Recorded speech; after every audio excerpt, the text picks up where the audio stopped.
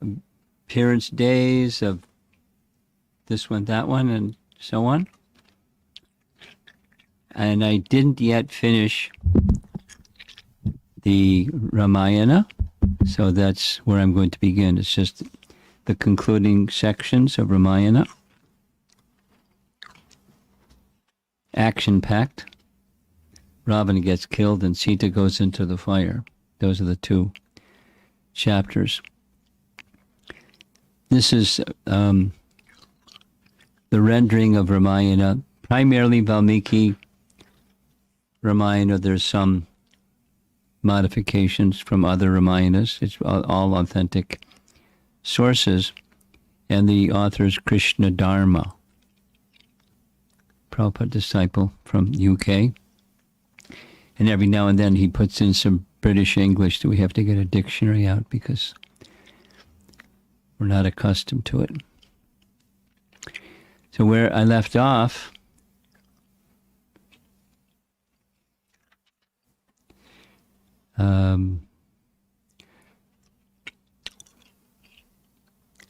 Ravana is greatly dismayed over the death of his son, Indrajit.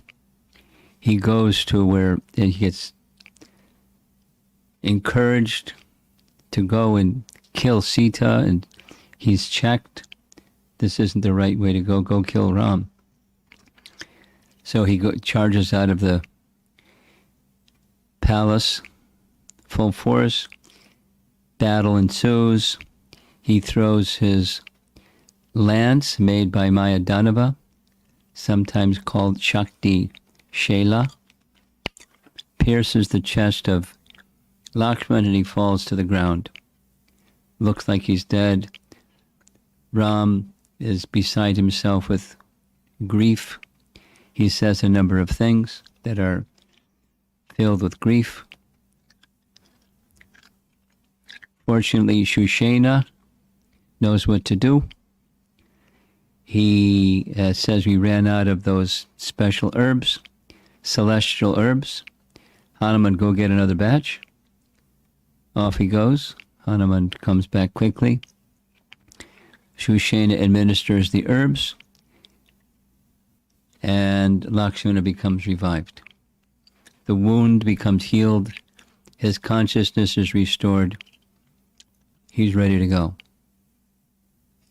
And then Ram says,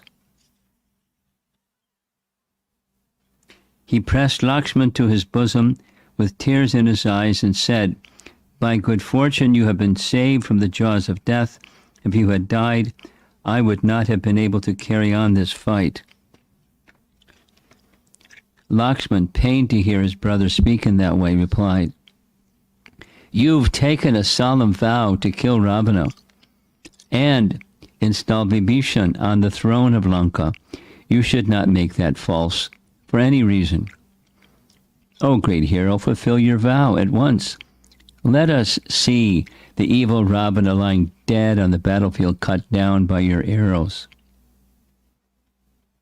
Ram seized his bow. A terrible anger took hold of him. Lakshman had spoken well. The time for the arrogant demon's destruction had arrived. As Ram looked around, he saw Ravana seated aboard his golden chariot. Having rested, when he saw Lakshman fall, he thought he was dead, so he went back and left the battlefield and rested, took a break.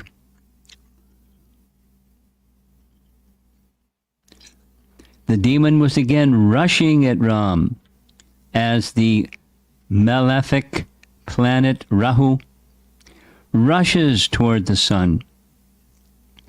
From where he stood, Ram immediately shot a steady stream of arrows that shone like fire. They rained down upon the demon, who in turn loosed off torrents of shafts that hissed like serpents as they flew at Ram.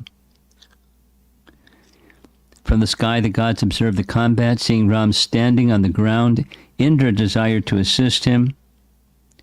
This is really special, because Indra disappeared way back in the Dandak forest when Ram and Lakshman and Sita saw a celestial chariot. It was Indra with a Sutikshna, and all of a sudden Indra disappeared. He said, now is not the time. Later. So this is the later. He hasn't appeared in Valmiki Ramayana until just now. Indra summoned Matali, his charioteer, and asked him to fetch his chariot. In a moment, Indra's radiant chariot appeared, drawn by its 1,000 steeds. Indra ordered Matali to take it to Ram, and the charioteer at once descended onto the battlefield next to the prince. With folded palms, he respectfully addressed Ram. Here is my Lord Indra's chariot, O Raghava.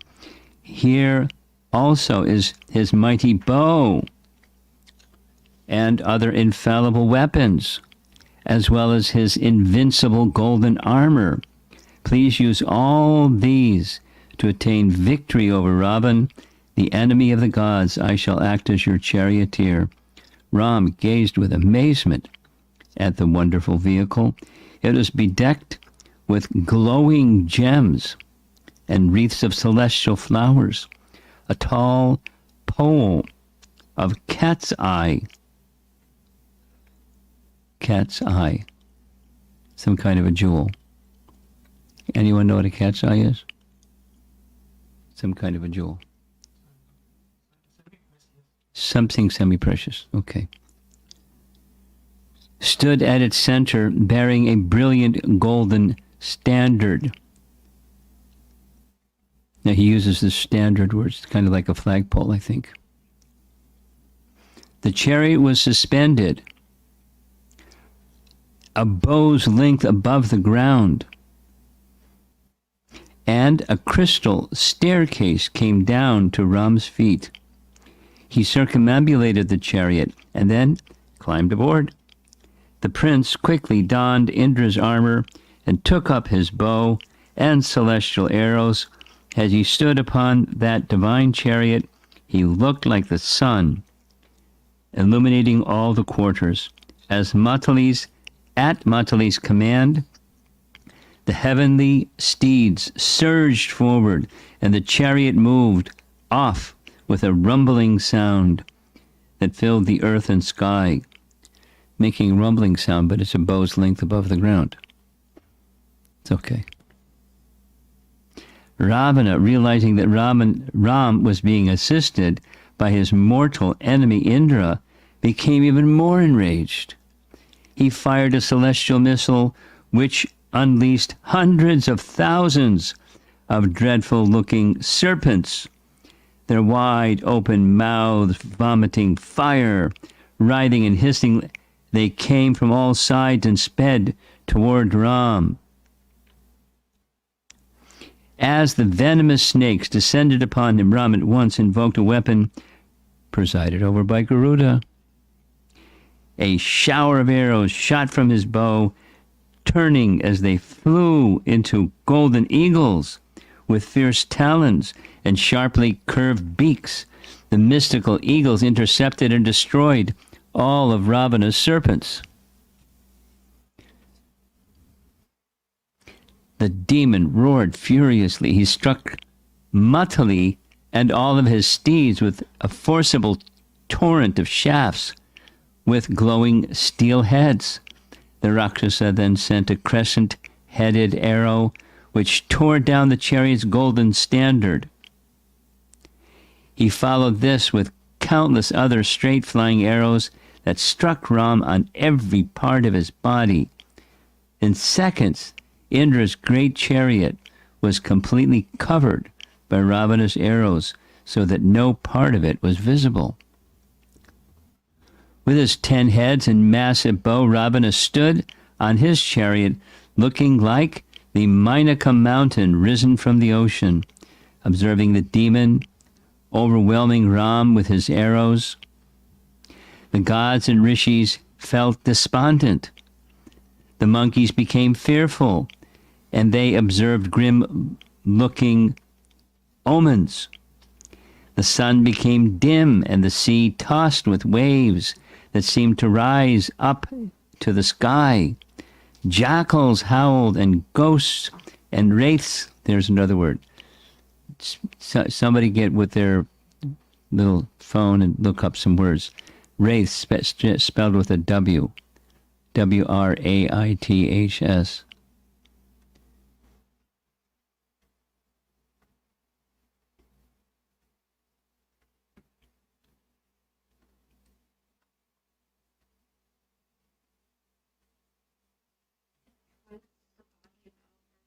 So is that louder?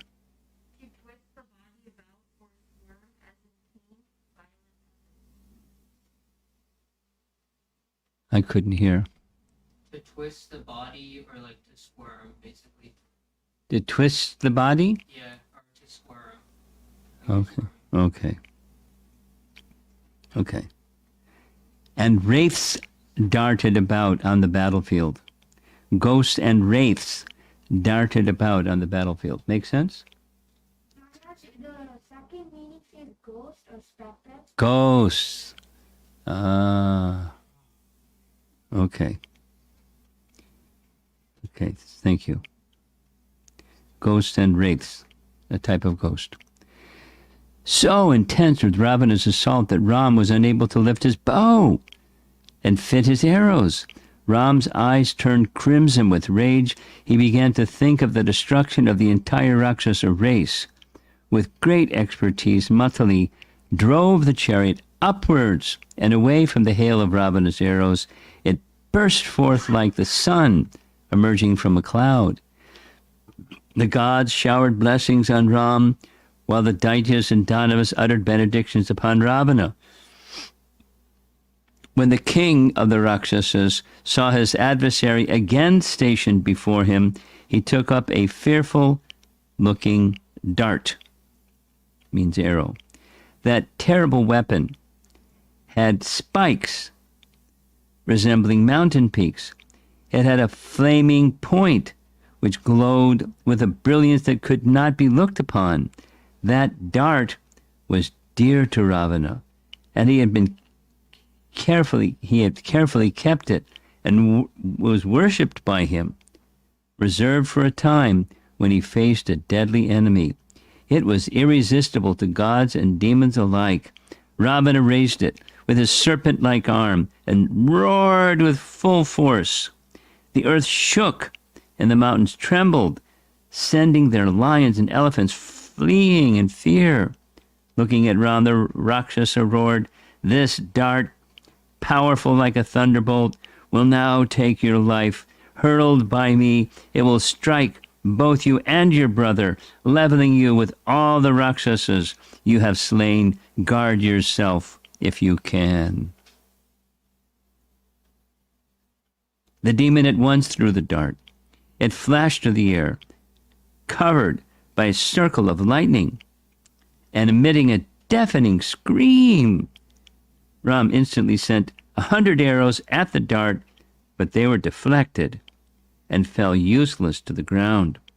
Without losing a moment, Ram took up Indra's celestial javelin. He forcefully hurled it, and it flew like a blazing meteor straight at the dart. Struck by the divine lance, Ravana's weapon was split apart and dropped to the earth.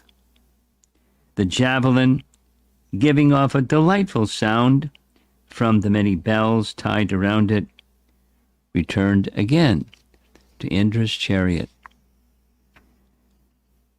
It's like, it keeps going. It's chivalrous back and forth and back and forth. Ram immediately followed that with astonishing feat by sending a fierce volley of arrows at the demon. They struck Ravana as all of his limbs and pierced his 10 heads. The demon blazed with anger and replied with an equal number of his own arrows. Ram intercepted Ravana's arrows while simultaneously continuing to strike him. The Rakshasa then released an even greater number of shafts which penetrated Ram's defense and pierced through his armor with blood Shining on his breast, Ram looked like a great kinshuka tree in full blossom. I guess a kinshuka tree has red flowers. Neither opponent could easily see the other, so great was the number of arrows flying in the air. Should be so great were.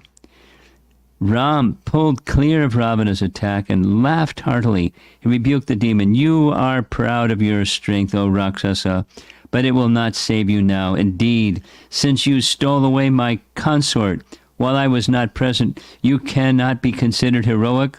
You are a shameless coward, given over to vanity alone, vaunting yourself as a hero. Had you tried taking Sita from my presence, you would not be alive today. By good fortune, I see you now on the battlefield, prepared to receive the result of your despicable and evil acts. Oh, vile one, carnivorous birds and beasts will soon feast upon your flesh and blood. Chivalrous talk. With redoubled strength, Ram then sent wave upon wave of arrows straight at Ravana. The prince felt increased enthusiasm for the fight.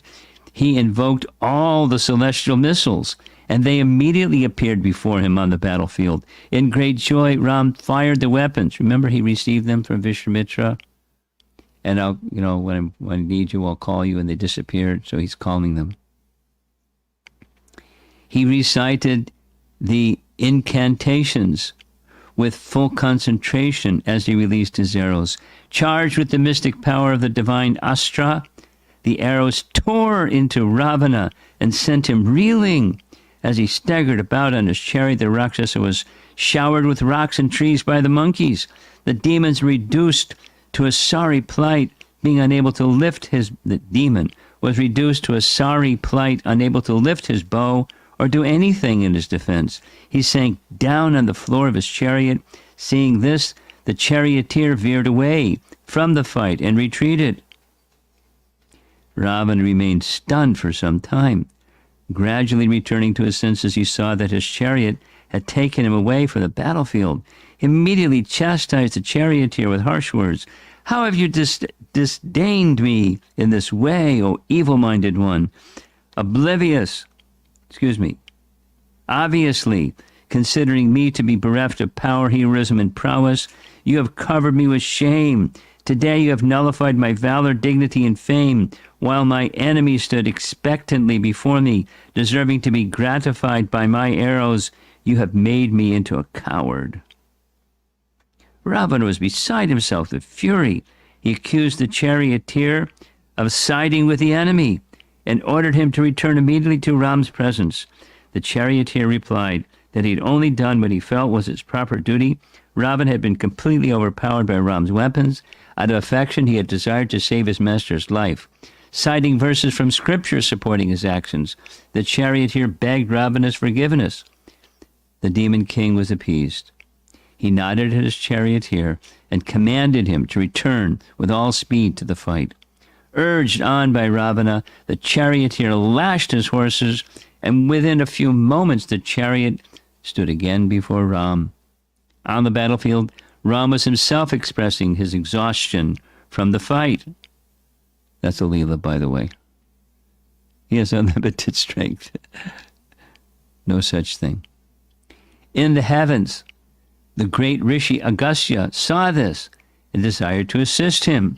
Agastya had been observing the battle from the sky along with the gods. He now descended to Ram's chariot and spoke to him. Oh, mighty armed Ram, please listen as I tell you the secret of a highly confidential prayer, the Aditya Hridaya. This prayer will invoke the powerful spiritual energy from the heart of the sun. This is the very effulgence of the Supreme Vishnu himself. With this power, one can overcome any obstacle and destroy to its root all one's enemies. Agastya instructed Ram how to recite the prayer, which would summon the combined power of all the gods emanating from the bodily rays of Vishnu. With that power, Ram would be able to quickly overcome Ravana before nightfall, when the demon's own power would be doubled. The Rishi returned to the heavens, and Ram turned toward the sun. After sipping water for purification, he recited the Aditya Hridaya. At once he felt extreme happiness, and his mind became highly enlivened. All his fatigue vanished, and he took up his bow. He stood firmly on Indra's chariot, fixing his gaze upon Ravana, who had again appeared before him. He urged Matali forward toward the demon. In the heavens, the sun god stood in person amid the other gods and uttered benedictions upon Ram, saying, "May victory attend you!" Ram saw Ravana's chariot flying towards him, filling all quarters with its thunderous rumbling. That chariot was drawn by huge black steeds with the heads of hideous fiends.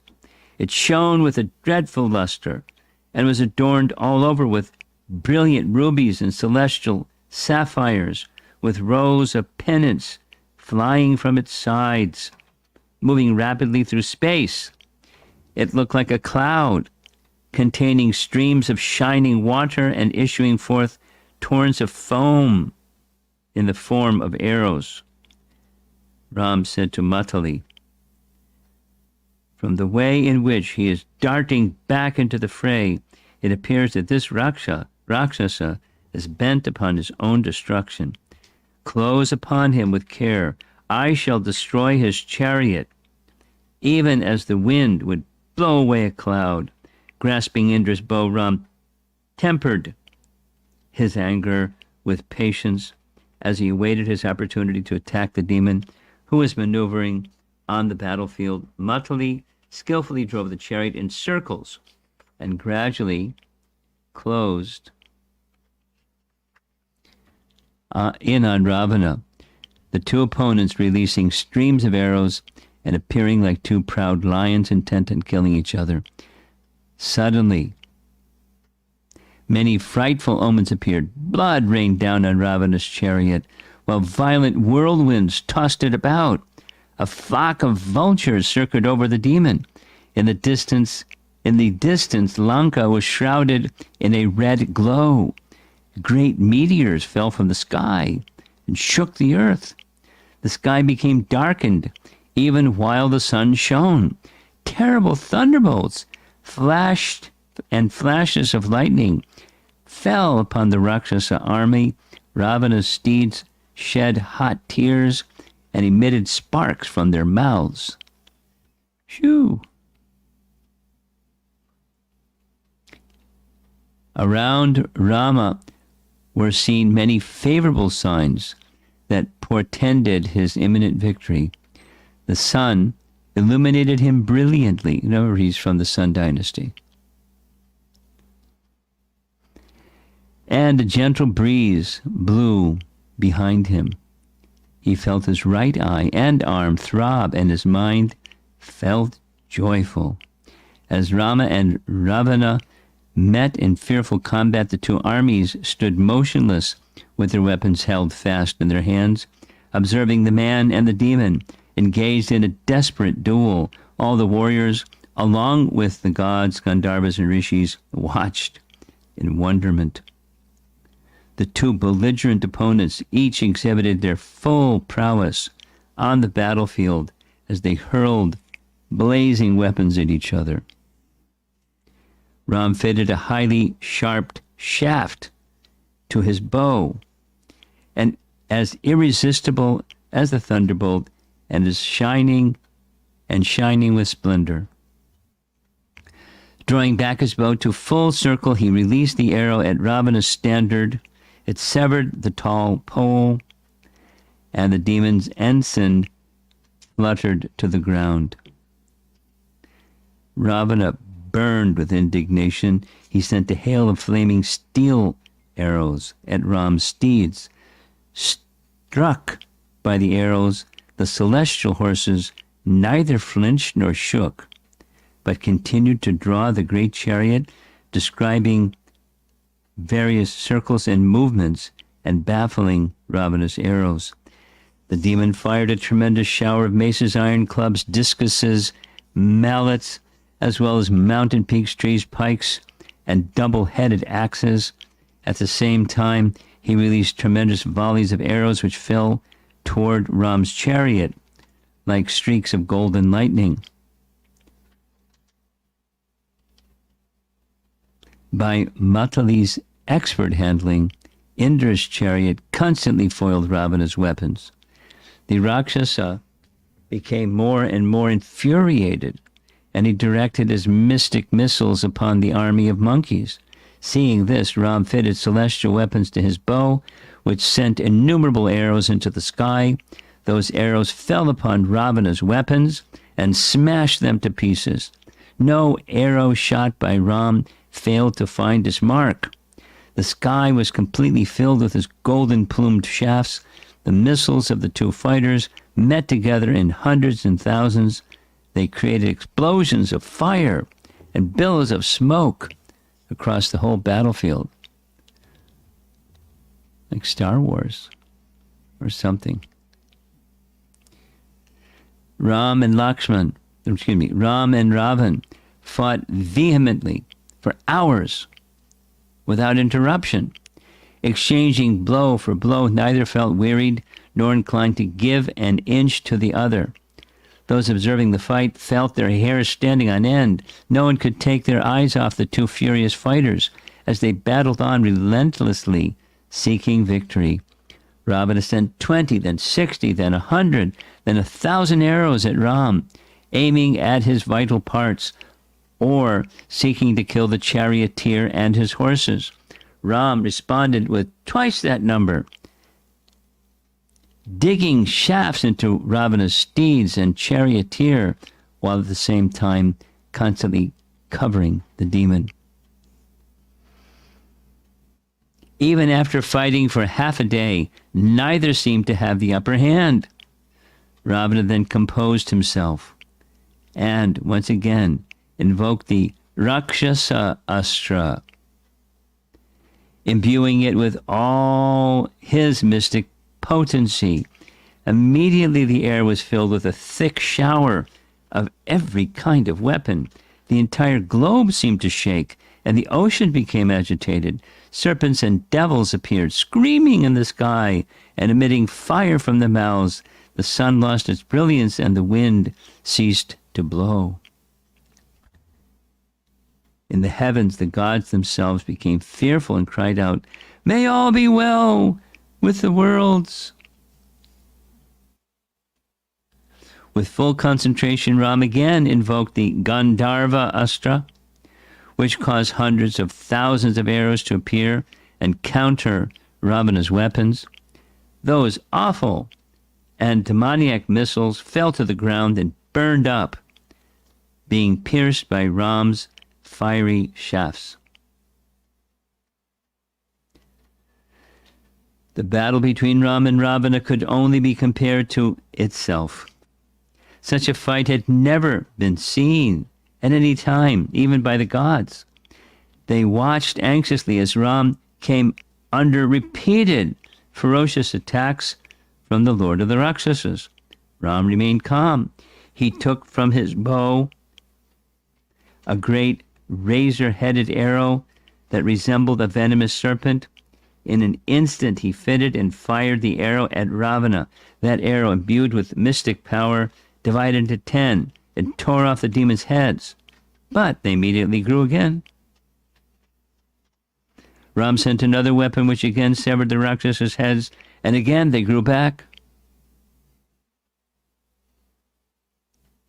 Ram struck down 100 heads, but the demon remained standing. Without slowing his attack for even a moment, Ram contemplated this wonderful phenomena. How was this demon to be killed? No weapon seemed to be able to take his life. It looked like the fight might go on forever. Vibhishan has the secret. You know the secret? What's the secret?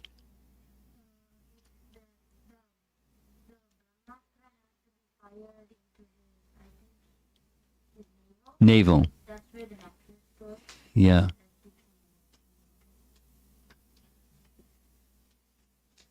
Okay. Vibhishan quickly approached Ram.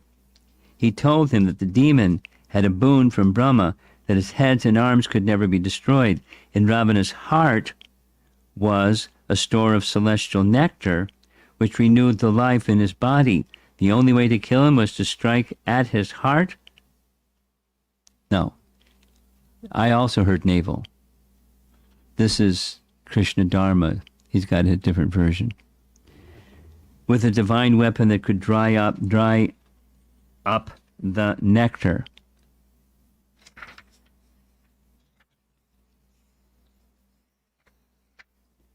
Three and a half more pages.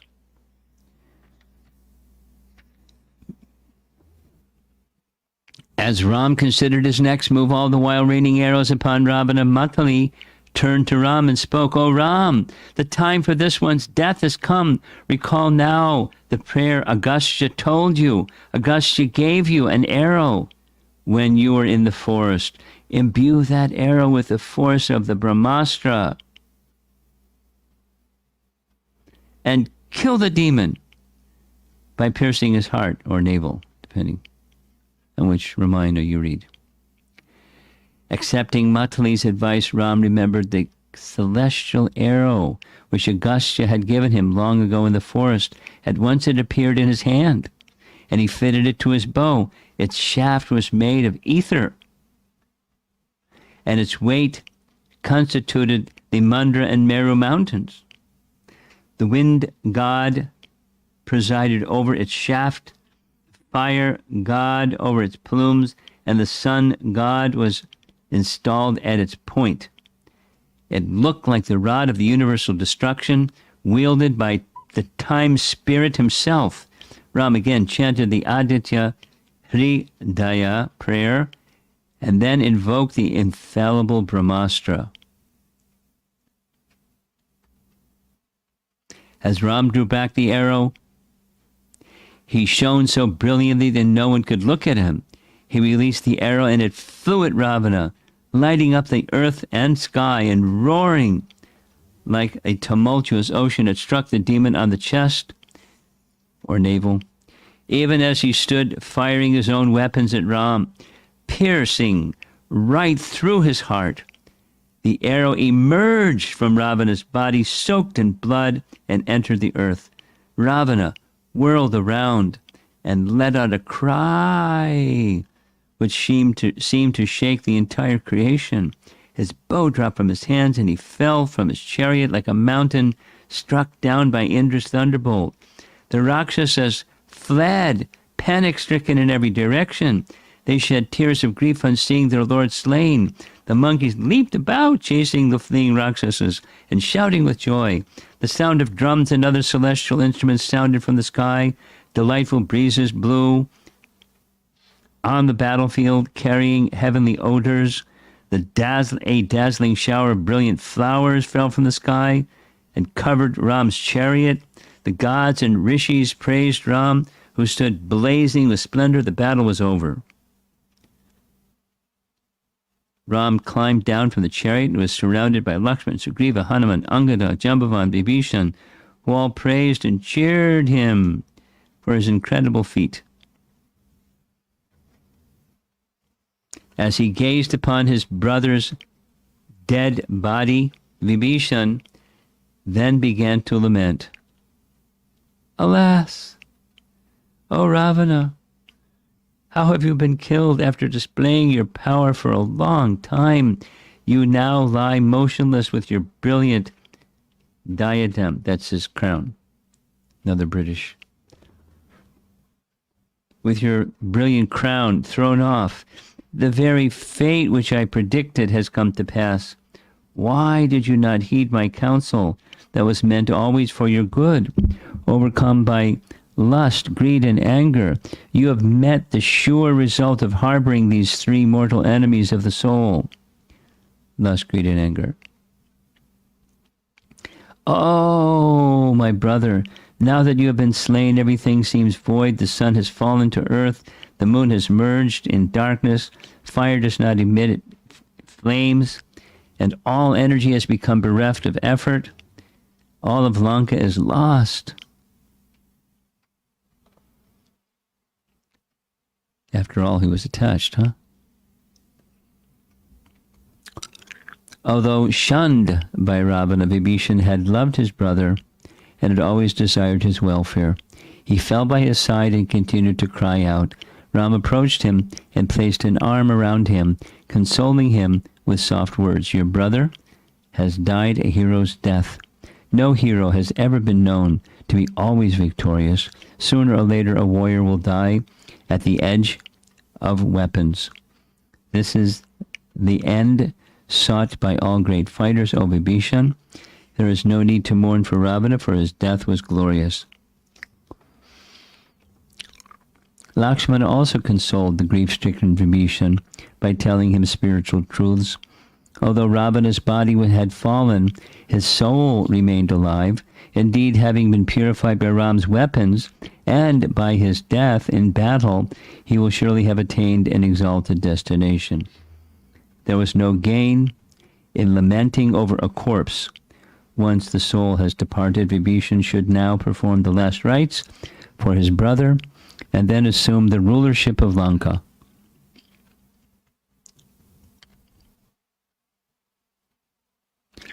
As Lakshmana finished speaking with Vibhishan, Ravana's wives suddenly appeared on the battlefield, crying like female elephants.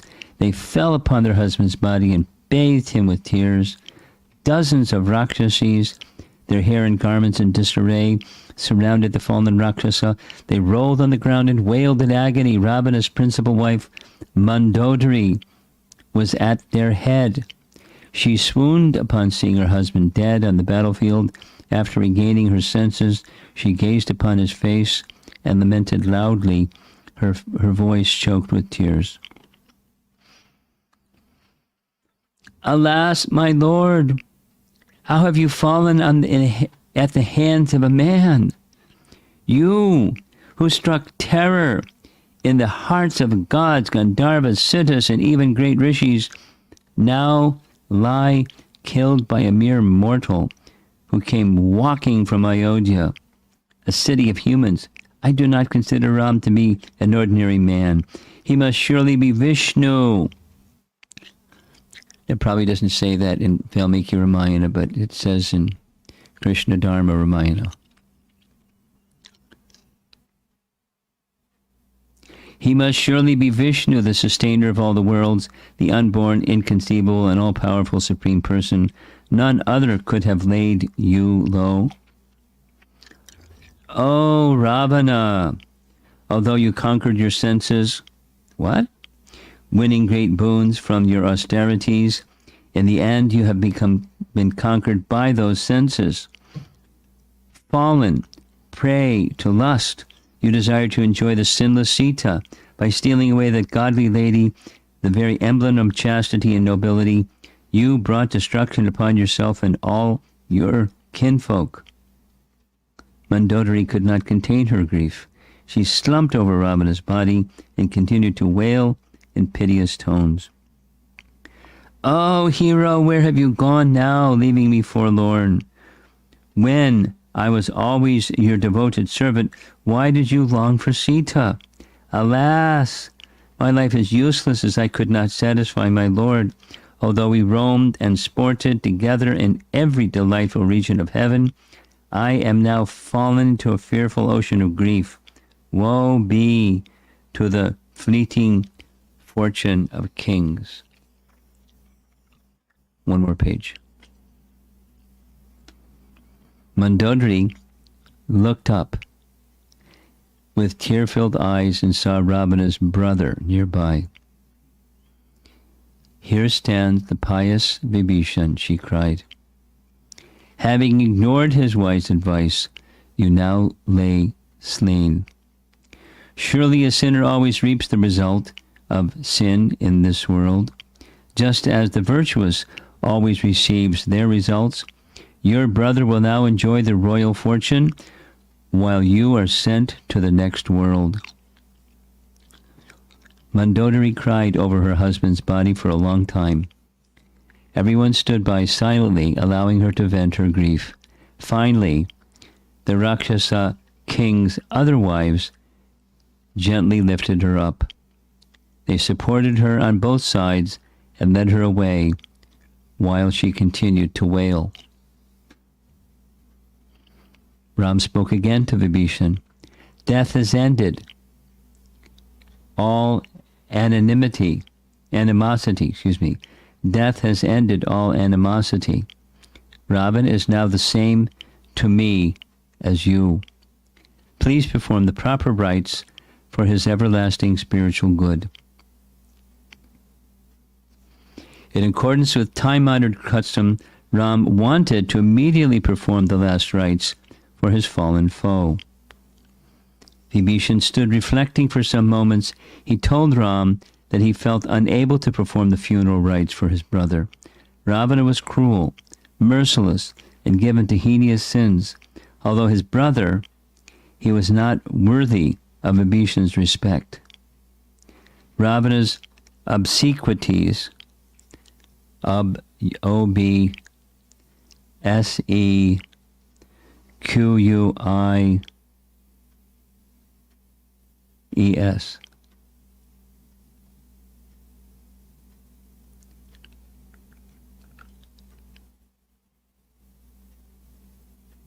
I would atrocities, bad actions. Obsequies were an act of worship he could not honestly perform. Okay. His rituals. Huh? What? Funeral rites. Funeral rites. Okay. Thank you. Ravana's funeral rites were an act of worship he could not honestly perform. Ram smiled. O Vibhishan, no disdain should ever be felt for the soul. Once dead, a person's soul leaves his body and proceeds to the next life. Ravana's sinful body is now dead, but his pure soul continues to live. The soul is always worthy of respect. You should therefore carry out the rites for the eternal good of your brother's immortal soul. Vibhishan looked down at Ravana's body. It was a fact. The soul of all beings was a pure part of the Supreme Lord. Ignorance only exists in the external material body, not the soul. Ravana's sins, which proceeded from his ignorance, had ended with the end of his body, especially as he had been slain by the Lord himself. All taints of sin were surely cleansed by such a death. 3 more paragraphs.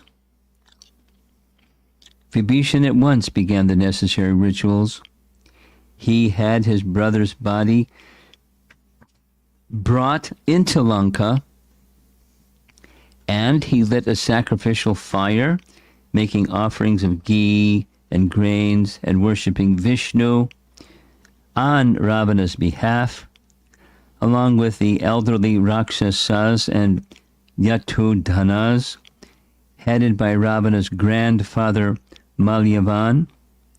Vibhishan carried out all the rituals strictly in accord with the instructions of Scripture.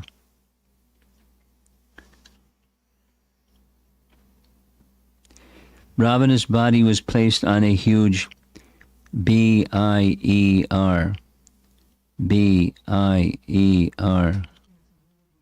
What? Platform? Which kind? Movable. Movable platform. I can't hear through your mask. It's like Palanquin. Okay. Ravana's body was placed on a huge palanquin. He was draped with golden silks and covered with flower garlands. To the sound of various musical instruments, the dead Rakshasa was borne by 100 demons to a consecrated spot. Brahmins among the Rakshasas carried the sacrificial fire in front of Ravana. They built a pyre out of logs, of fragrant sandal and padmaka wood, along with the Ushira out of logs, and fragrant sandal and grass. Padmaka final paragraph. Along the demons then placed Ravana upon the fire, logs, and threw handfuls of parched rice, sesame seeds, and kusha grass. After uttering sacred mantras and sprinkling the pyre with ghee, Vibhishan set it alight. It quickly blazed up, and within moments the Rakshasa king's body was reduced to ashes. End of the chapter. Circles come out, they're all in harmony. It's such a beautiful example. The next chapter is Sita's tribulation, and I think there's so many too long. And it's certainly important. When we have a lot of difficulties or different opinions, it may it's too many pages for us for tonight.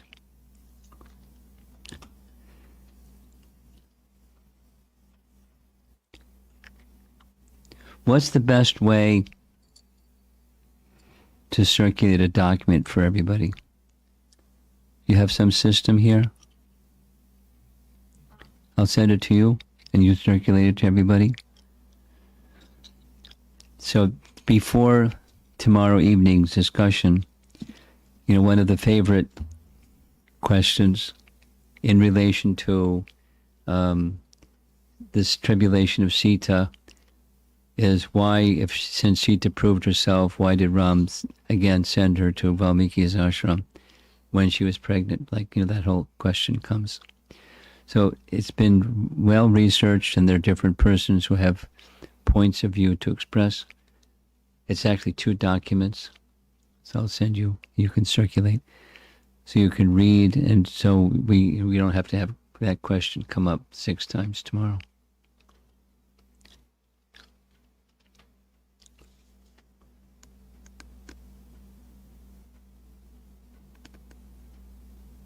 It's not in relation to, it's not in relation to Sita's being put into the fire the first time.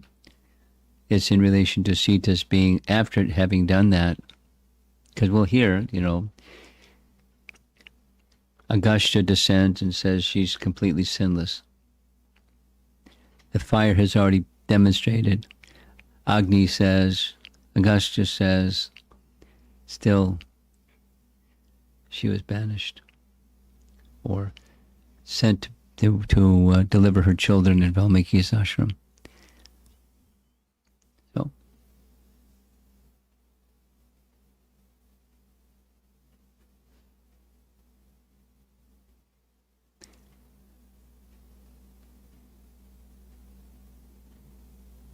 what was the explanation about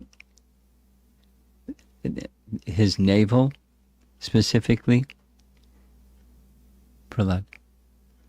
What was the specific thing about there's some power in his navel or something? They drink the celestial nectar from the The celestial nectar was in his navel. Yeah, from the churning of the milk ocean, I think they drink it to become immortal. Okay. Okay. Yeah. Heart or navel. There's a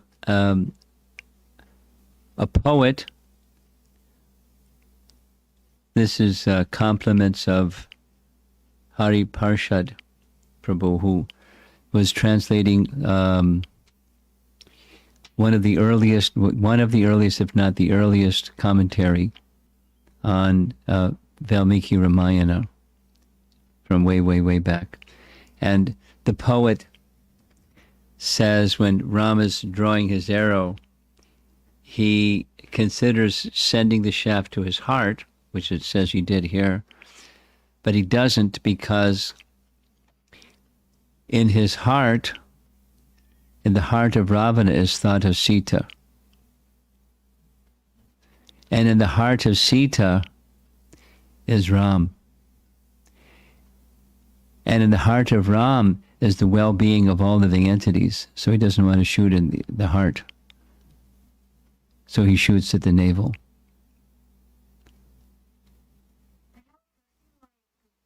Could you take your mask down? Because and then we have a portable microphone.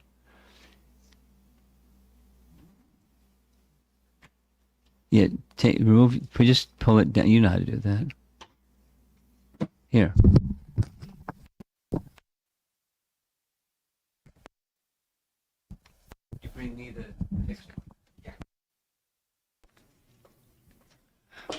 So if Vibhishan said the nectar was stored in his heart, the poet says Rama was going to shoot it at his heart, but instead shot it at his navel. How would They're different. It's a poet that differs from what Krishna Dharma is writing.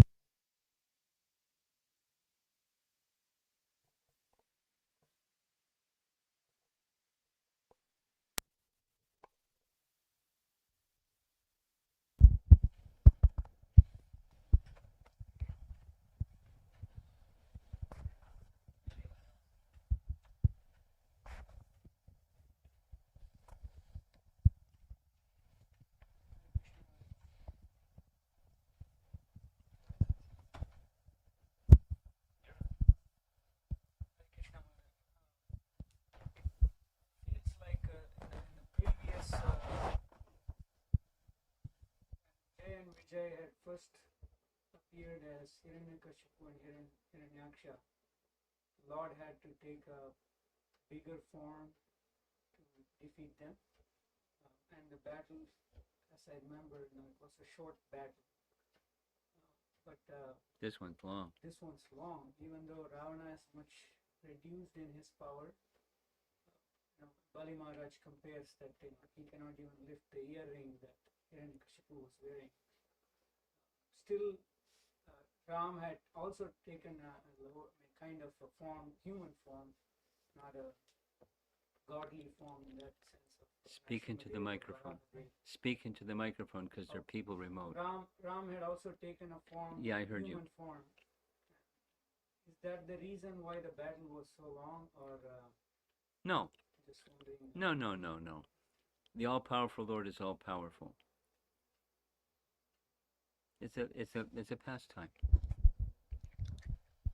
You know, on the battlefield, can we make the volume a little stronger? On the battlefield, there are many people watching, and in the heavens, celestials observing, and rishis. So there's a whole an audience that were being not entertained, but their hearts were being pulled this way and that way by the battle. So it just was extending the chivalrous rasa for the persons who are present. And the Lord doesn't have to do anything. He can do anything at any time.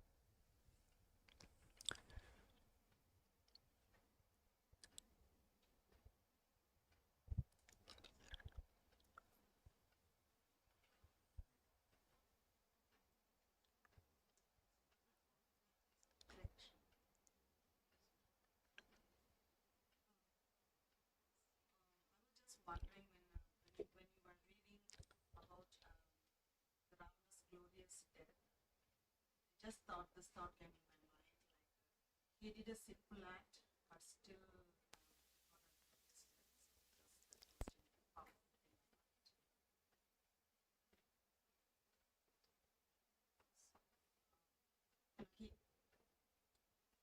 I mean, when somebody do a simple act, usually the death won't be like a glorious, right? So just that thought was in my mind. Are the people that remote able to hear this?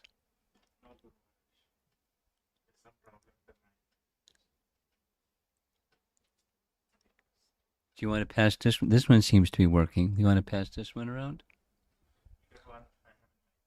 You have one in your car.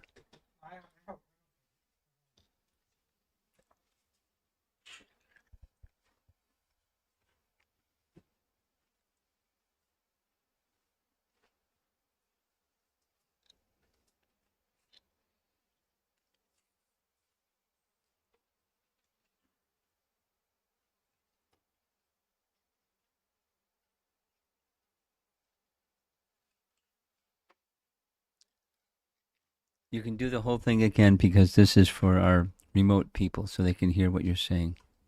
So when you were reading about Ravana's death,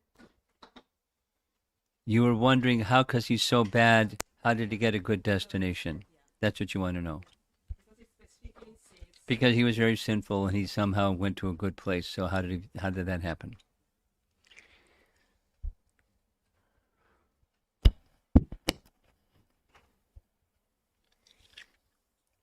There are different points of view, but one that's responsive to he attained an elevated destination.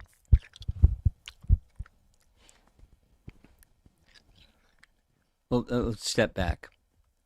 Stepping back, I've asked a number of scholars between the different yugas, when Hiranyakashipu, when Ravana, and then Kumbhakarna, and so, or Dantavakra and Kumbhakarna. Excuse me. Wait. Just put your hand down. There's a whole bunch of time that passed from the time that they were killed till they came their next time. Where'd they go? And there's nothing in our Acharya's writings, that was the answer I was getting, that says where they went. They went somewhere. I found something that says, exact reference I can't remember right now, but there's a region in heaven. I think this is from one of the Acharyas, from Madhvacharya's line, speaking about his life and so on. There's a Vira Svarga, where those who die in battle, they go to that region, then they descend again. So it's a temporary stopover, because Kshatriyas, when they die, it's one of the arguments in the second chapter of Bhagavad Gita. When Kshatriyas are killed on the battle, they achieve a heavenly destination. Both sides, the good guys and the bad guys. So,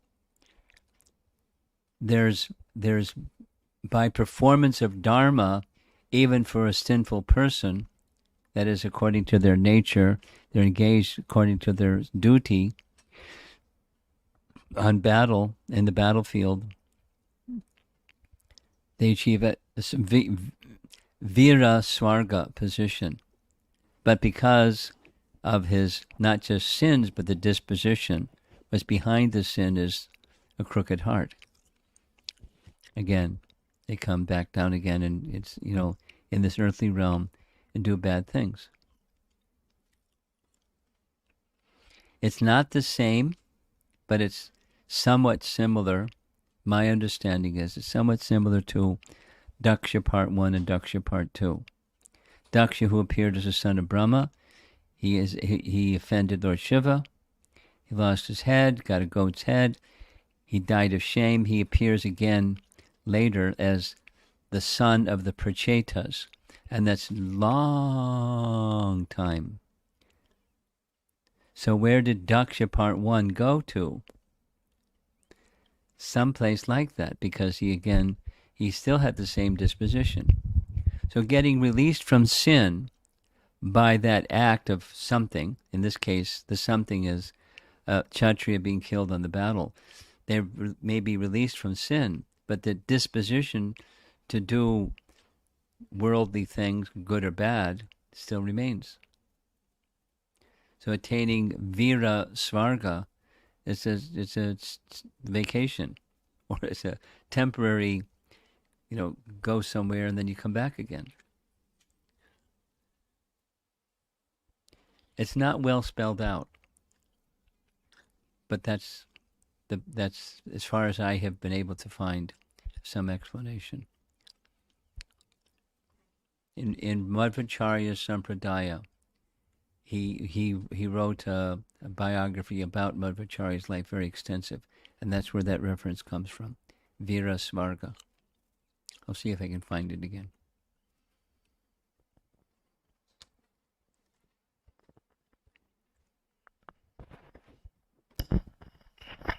Maharaj, there are 3 questions Brajeshwari Pran Mataji is asking. So first is, during the war, hello? Yeah. Keep speaking. It's mentioned Lord Rama was getting exhausted. Also, many times Rama received apparent help and advice from others, such as Matali, sun god Vibhishana, Agastya it is, Yes. etc. Is there any significance to Yes, this? there is. Okay, other than The significance is that he's.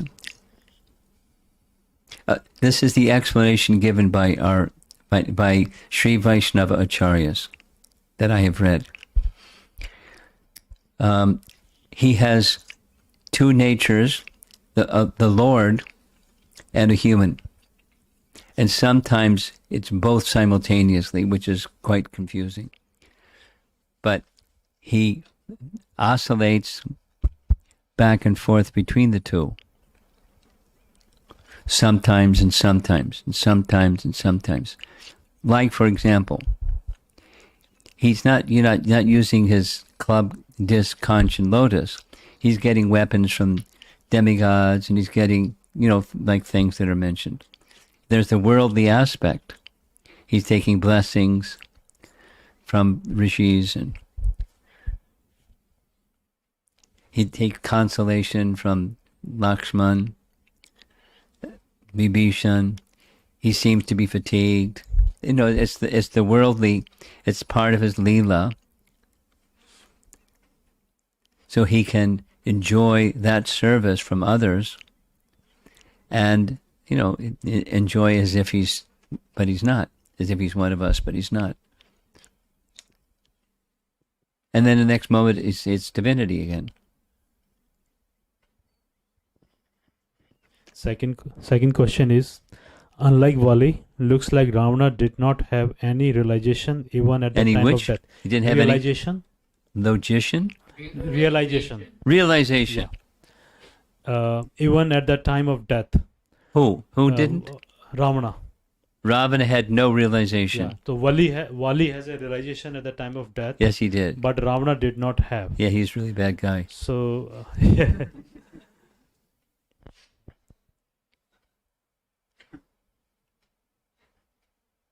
Super covered.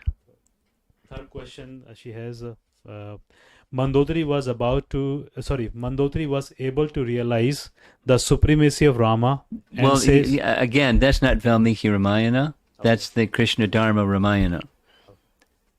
It's not Valmiki Ramayana. And, I'm making that point because when he says things like that, it's in other places in his book. It's a spanner in the works. People don't know how to process it. He has a particular appreciation, which isn't Valmiki's.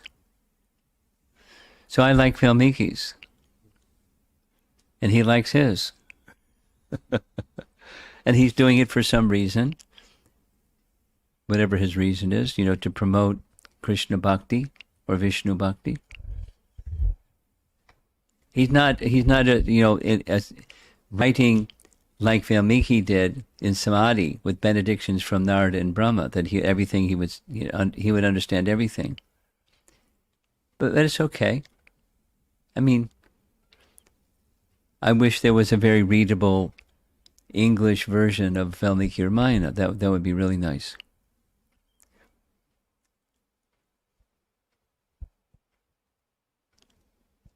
But there's a deep. I'll share something. In China,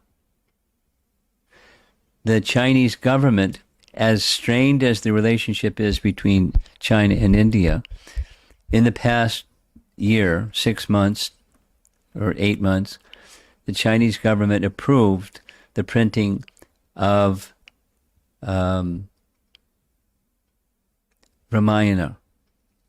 The version that they approved, because they read it, the version that they approved is Bhakti Vikas Swami's. And Bhakti Vikas Swami is, anybody that knows him, he's like really strict. And he, in the introduction, he says, you won't find in here, the Lakshman Rekha, and you won't find here the worship of Lord Shiva. Ram, worshipping Lord Shiva. You won't find it because it's not in Valmiki Ramayana. So don't be disappointed because it's not here.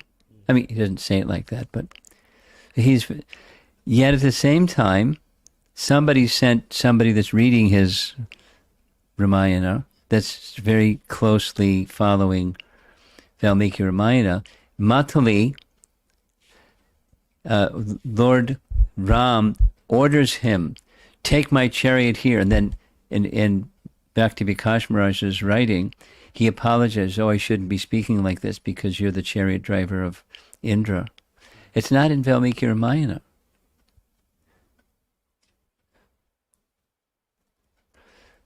And that's Bhakti Vikash Maharaj who's strict, and this is Krishna. So, how do you get something that's Valmiki Ramayana, beginning to end, when you don't read Sanskrit? So there are, back to your question, or the person's question, there are passages that are not per Valmiki Ramayana. And my response to those things is, well, that's the person's perspective. And I like Valmiki Ramayana perspective. But like this other reference, the poet that said, it's his poetic expression. Now, did Ram actually contemplate, I'm not going to fire at his heart because these three reasons? I'll fire at his navel instead. Were those his contemplations? How does that poet have the capacity to know what Ram's contemplations were? It's his. It's how. Then it comes to this, according to one's relationship, the Lord reveals, and influences their heart in a certain way, and so they write a certain way. They're compelled to write that certain way because they have a very strong relationship with the Lord, and and the relationships are going to be different. So details are going to be different. And those people that say, well, it's got to be either his heart or his navel. If it's his heart, it's his heart. If it's his navel, it's his navel. It can't be, bouncing back and forth.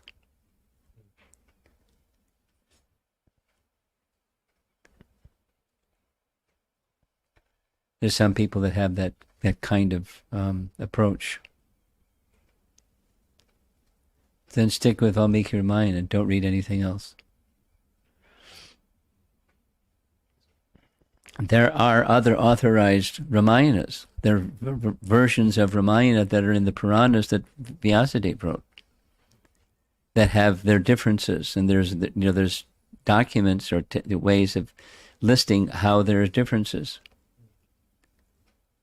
And so you're going to say Valmiki is wrong, or you're going to say Vyasadeva is wrong, but there's two different versions. Details.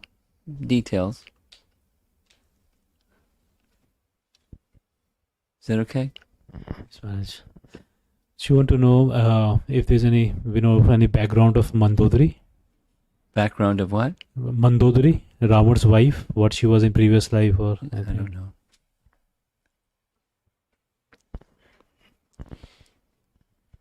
So I have one question, Maharaj. So as you mentioned right now, like Vyasadeva has a different rendering, or there's a difference between Vyasadev's Ramayana. There's some details that are different. Yes. So is that there, as you mentioned, is that their relationship or their realization of pastime, or same happen in two different eras?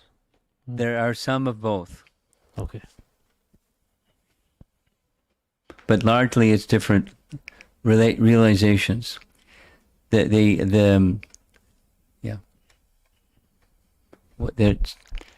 Brahma Samhita text 61 goes like this.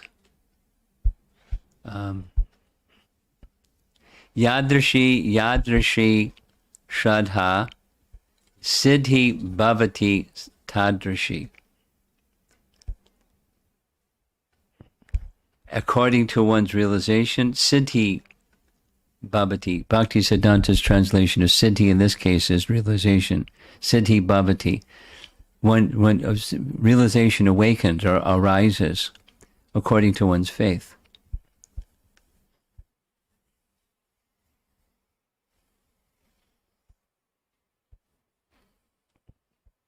And they're writing their realizations. Okay? Thank you. Hare Krishna.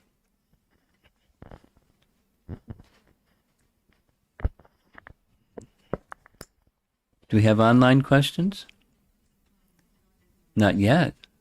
Okay. Okay, sure.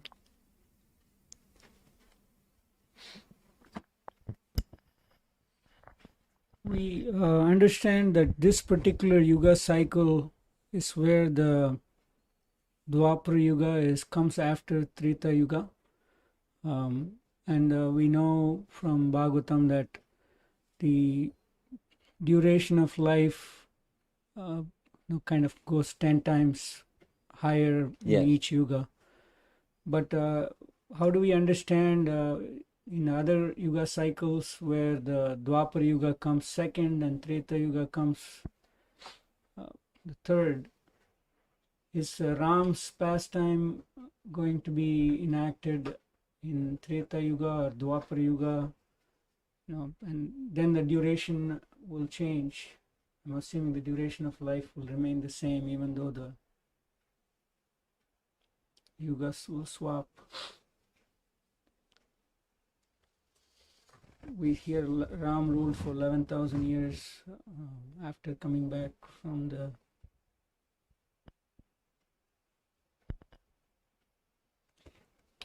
Yeah, I can't answer that question. What's it like when the yogas are in the other order, etc.? I don't know.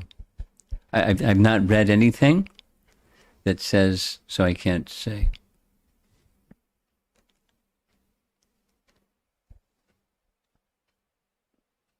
Okay. We're done. Srila Prabhupada ki